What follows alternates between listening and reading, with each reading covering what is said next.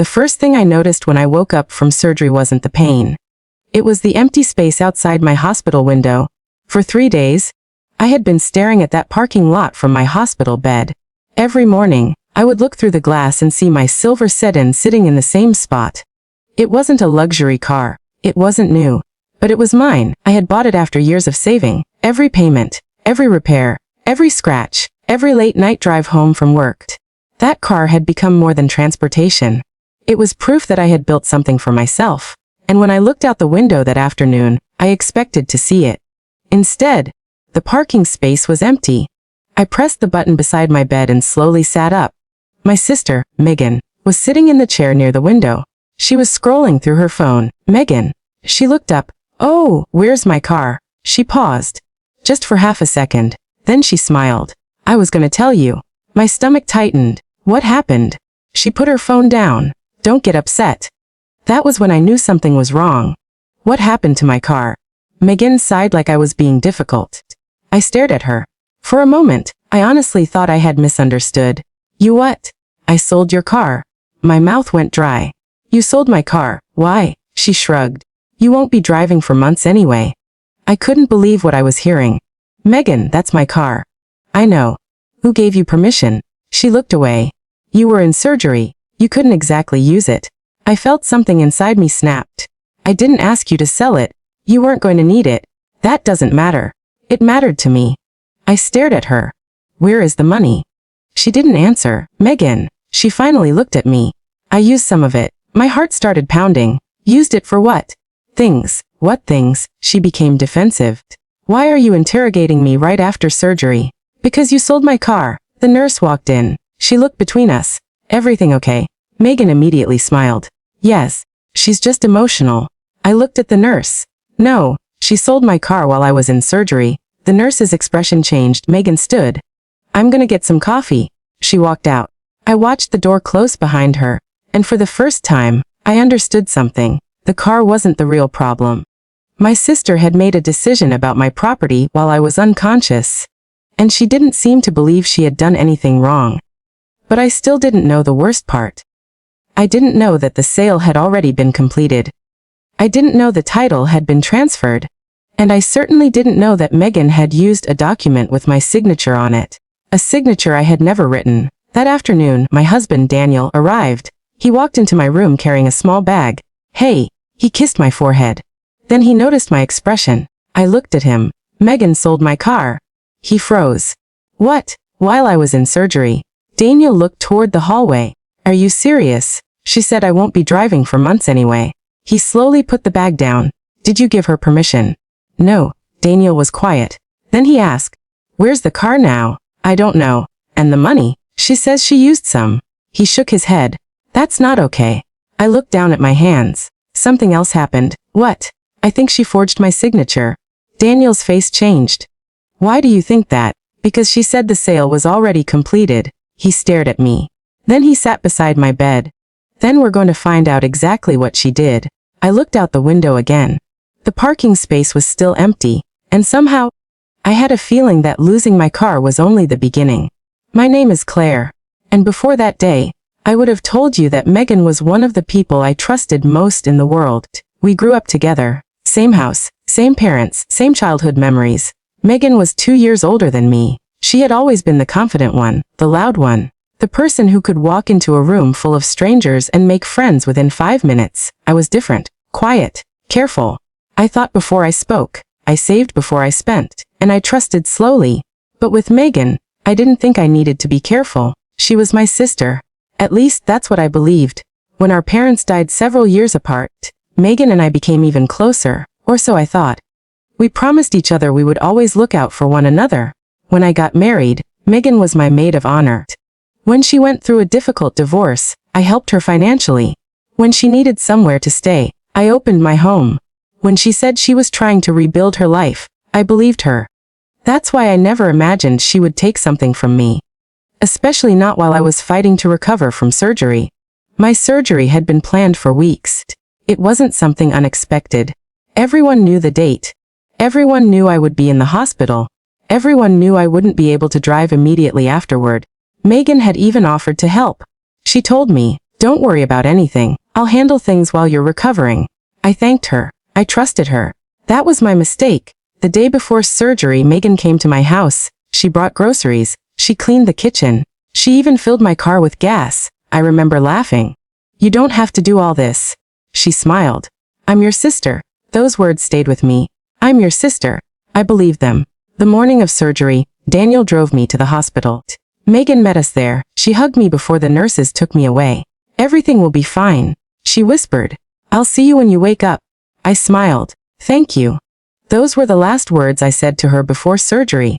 Hours later, while I was unconscious, Megan apparently made a phone call, then another, then another. By the time I woke up, my car was legally transferred to someone else. Daniel helped me get discharged a few days later. I couldn't drive. I couldn't walk comfortably. I couldn't even carry a bag. But I could think. And the more I thought about what Megan had done, the more questions came. Daniel. Yeah. How did she sell it? I don't know. Did she have the title? No. I had the title. He nodded. Then how did she transfer it? He didn't answer. That question followed us home. When we arrived at the house, the empty driveway felt strange. I had parked my car there for years. Now there was nothing. Daniel helped me inside. I sat on the couch. Then I saw something on the coffee table. A folder. My folder, the one where I kept my vehicle documents. I opened it. The title was gone. The registration copy was gone, and one other document was missing. A copy of my driver's license. I looked at Daniel. Megan took these. He nodded slowly. Probably. I felt a chill. She planned this. He didn't disagree. That night, I barely slept. Not because of the surgery. Because I kept asking myself the same question. Why would my sister do this? Was she desperate? Was she angry? Did she need money? Or had she been taking advantage of me for much longer than I realized? The next morning, I called Megan. She answered on the third ring. Where's the money from my car? Silence. Then, good morning to you too, Megan. Claire. You're making this bigger than it is. You sold my property without my permission. You weren't using it. That wasn't your decision. You'll be fine. I closed my eyes. Why? I want to know. Someone. Who? I don't remember. You don't remember who bought a car.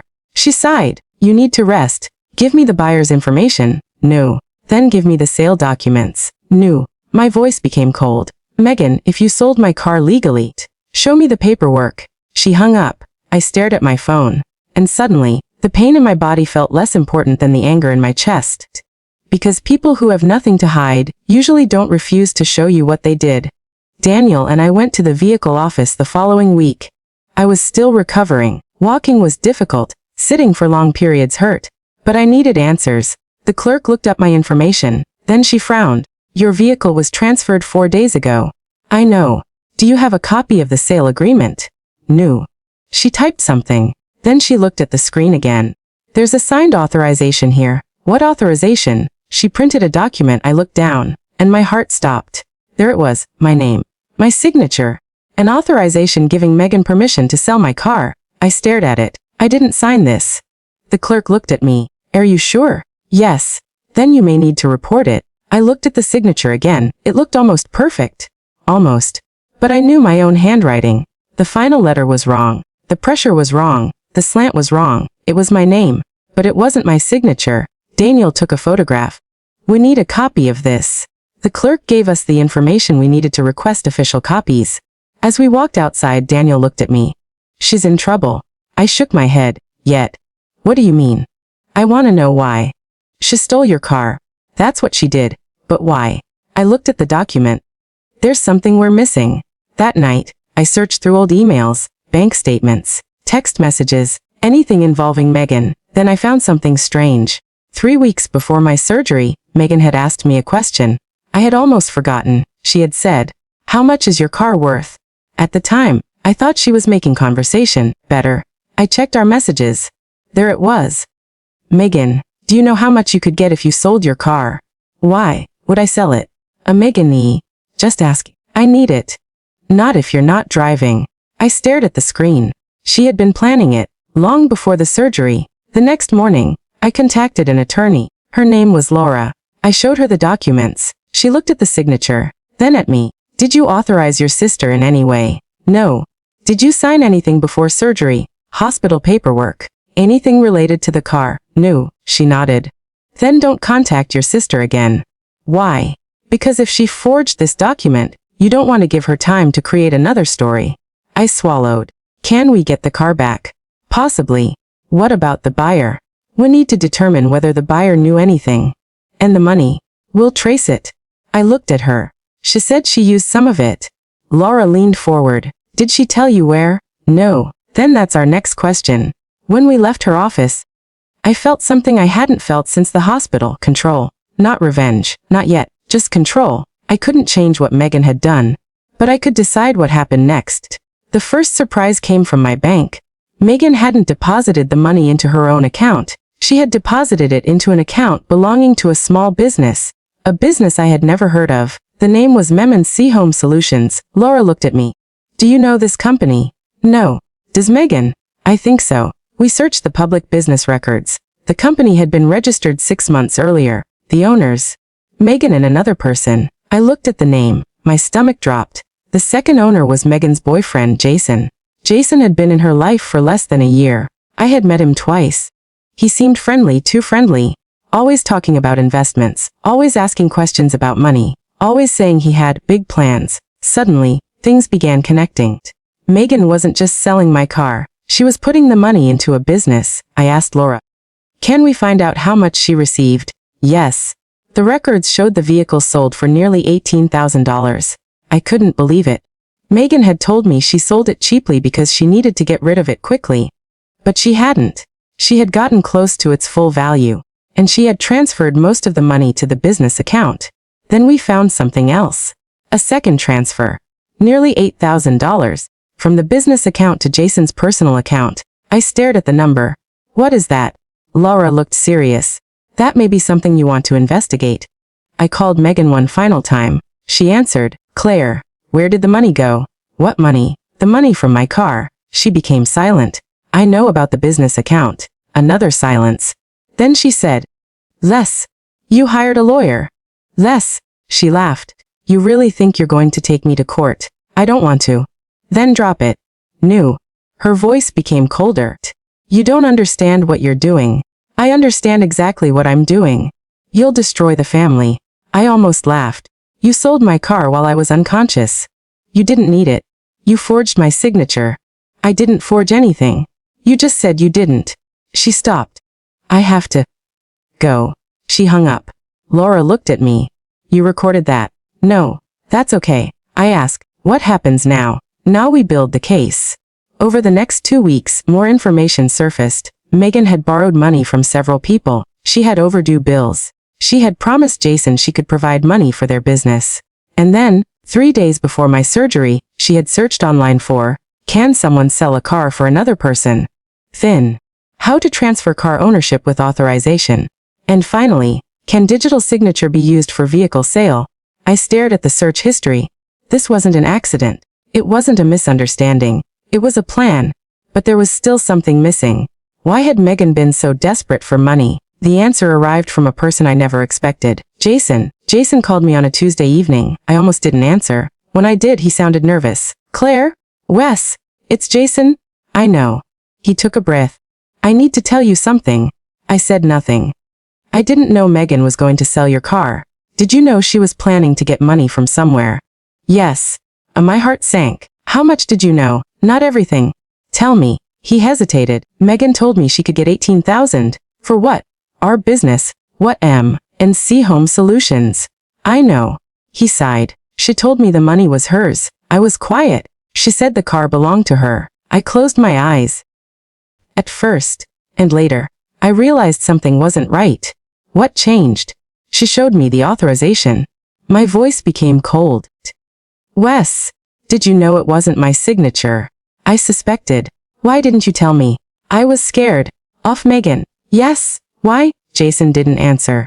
Then he said, because she wasn't just trying to sell your car. I felt a chill. What does that mean? She wanted to sell other things too. What things? She had a list. I sat up. What list? Property. Whose property? Yours. My stomach dropped. Mine.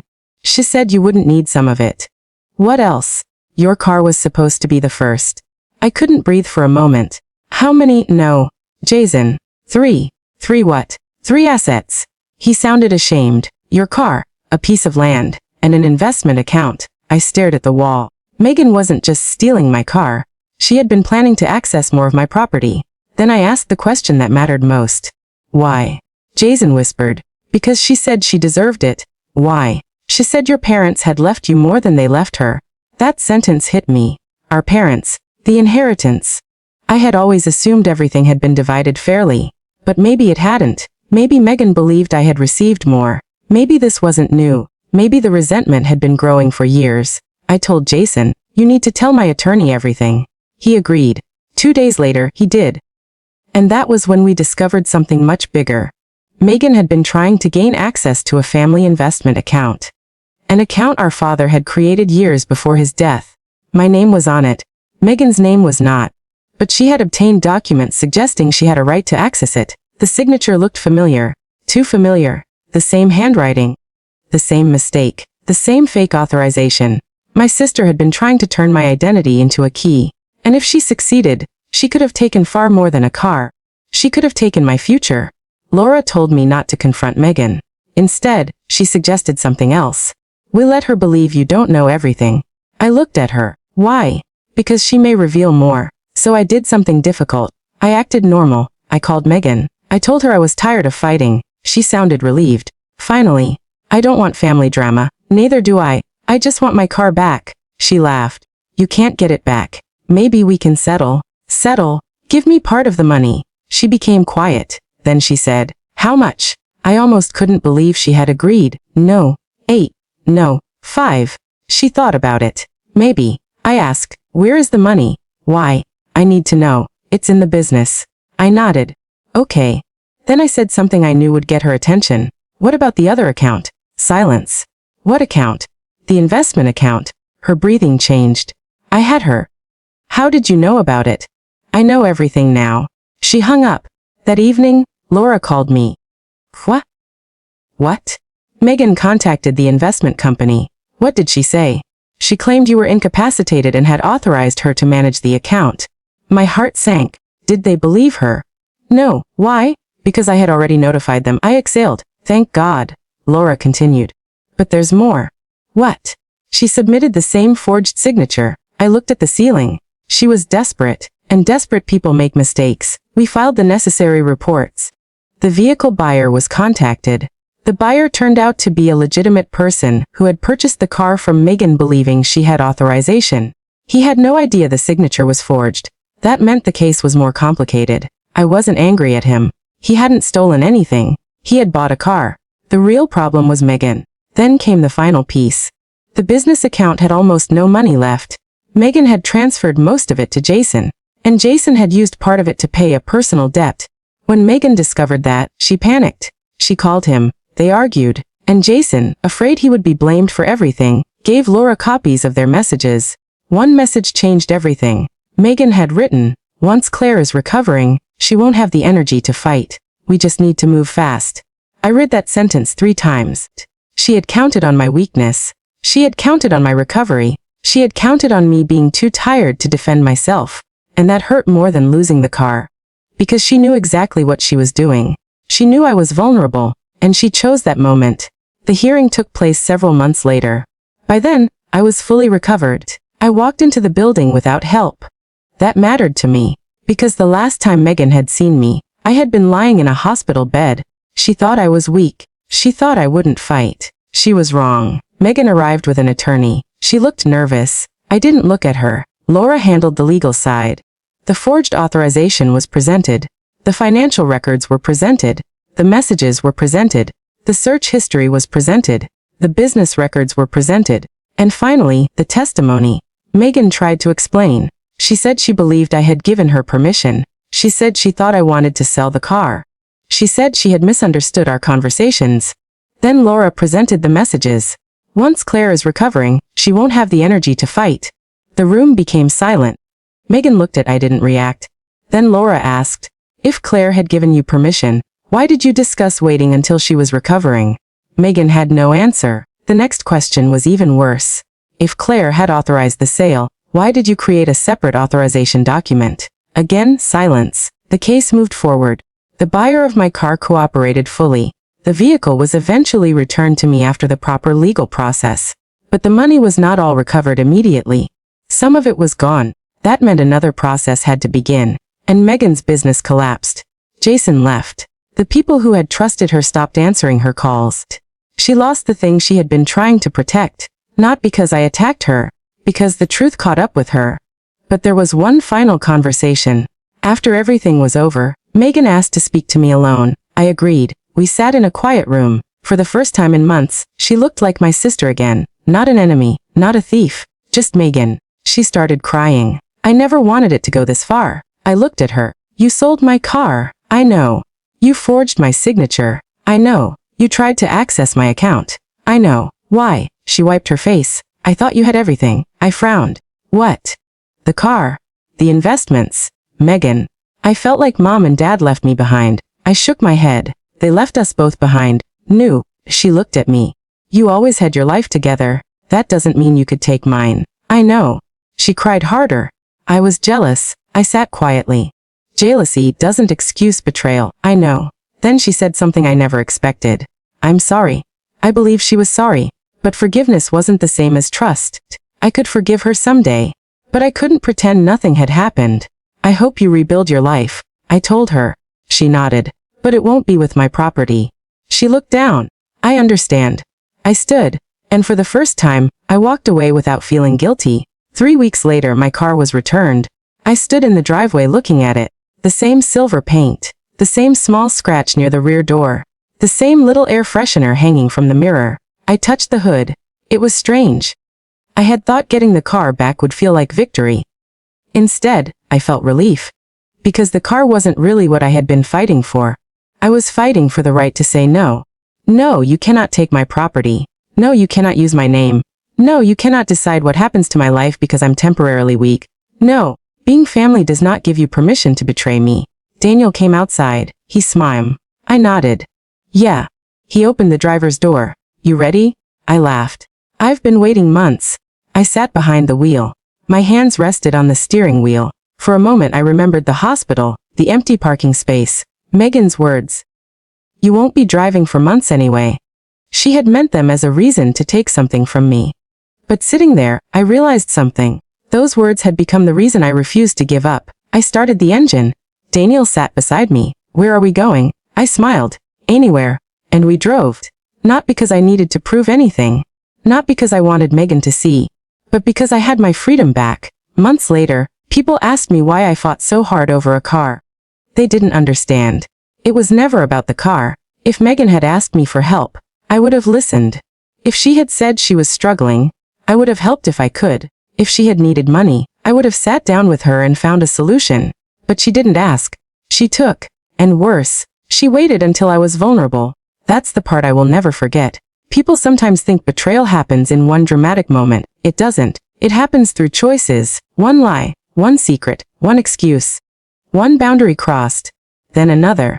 Until one day you realize the person standing in front of you is someone you don't recognize. My sister didn't suddenly become a different person. She made a series of decisions, and each decision made the next one easier. The first time she considered selling my car, she probably told herself, she won't mind. Then, she doesn't need it right now. Then, I'll pay her back. Then, she'll never know. That's how people justify things. They don't start by saying, I am going to destroy my sister's trust. They say, it's just one thing, but one thing becomes another. And eventually, the truth becomes impossible to hide. Megan lost her business. She lost Jason. She lost her reputation. And most painfully, she lost my trust. But I didn't lose myself. That was the difference. I used to believe family meant unconditional trust. Now I understand something different. Family should mean love. It should mean support. It should mean showing up when someone is weak. But family does not mean giving someone permission to cross every boundary. You can love someone and still say no. You can forgive someone and still keep your distance. You can care about someone and still protect yourself. For a long time, I thought setting boundaries meant I was being cold. Now I know better. Boundaries don't destroy healthy relationships. They protect them. The hardest lesson I learned was this: never confuse history with trust. Just because someone has known you for 20 years, doesn't mean they can never hurt you. And just because someone is family doesn't mean you should ignore the warning signs. Megan knew my history. She knew my habits. She knew my documents. She knew when I would be vulnerable. And she used that knowledge against me. But she also underestimated something. She underestimated how quickly a person can become strong when they realize they have nothing left to lose. While I was in that hospital bed, she thought I was powerless. She thought my recovery would make me quiet. She thought I would accept whatever she decided. Instead, that hospital bed became the place where I made my most important decision. I would stop allowing other people to decide what I deserved. The car came back. The money was partly recovered. The false documents were exposed. The business disappeared. And my relationship with Megan changed forever. But my life became stronger. I stopped apologizing for protecting myself. I stopped explaining every boundary. I stopped believing that saying no made me a bad person. And most importantly, I stopped measuring my worth by how much I was willing to sacrifice for other people. Because sometimes revenge isn't about making someone suffer. Sometimes revenge is simply refusing to let them take anything else from you. Sometimes justice is getting your life back. Sometimes the greatest comeback is standing on your own feet after someone was certain you couldn't. And sometimes the person who tells you, you won't be driving for months anyway, has no idea how far you'll go once you finally start moving again. Today, that silver car still sits in my driveway. Every time I see it, I remember the hospital. I remember the empty parking space. I remember the forged signature. I remember the fear. But I also remember something else. I remember the moment I stopped feeling helpless. Because Megan thought she had taken my car. She thought she had taken my money. She thought she had taken my choices. But she couldn't take my voice. She couldn't take my determination. And she couldn't take the truth. The truth was still mine. And eventually, the truth drove everything else home. The end.